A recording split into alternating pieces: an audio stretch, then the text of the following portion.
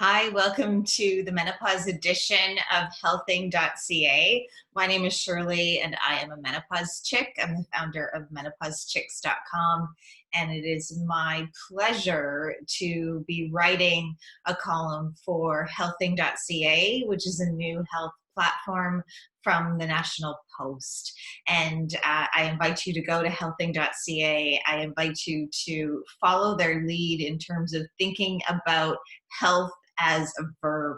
How are we going to health today? How are you healthing today? One of the ways that we can health is by learning more about our bodies and what to expect at different ages and stages.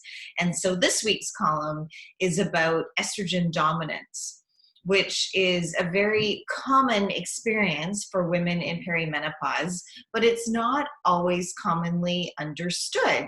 Estrogen dominance can lead to some of the uncomfortable experiences or symptoms that women will often refer to in perimenopause. Heavy bleeding, irregular bleeding, kind of two of the most popular, but could also be, sleep disruption, mood changes,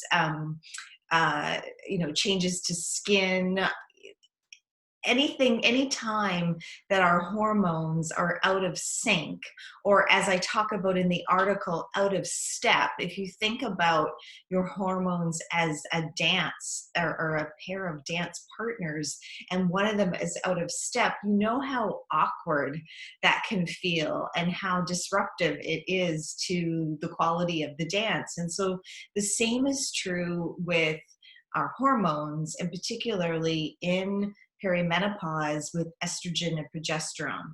And so I think that, for many years, maybe even decades, we kind of inherited this notion that perimenopause and menopause was all about hormone decline, which is not entirely true.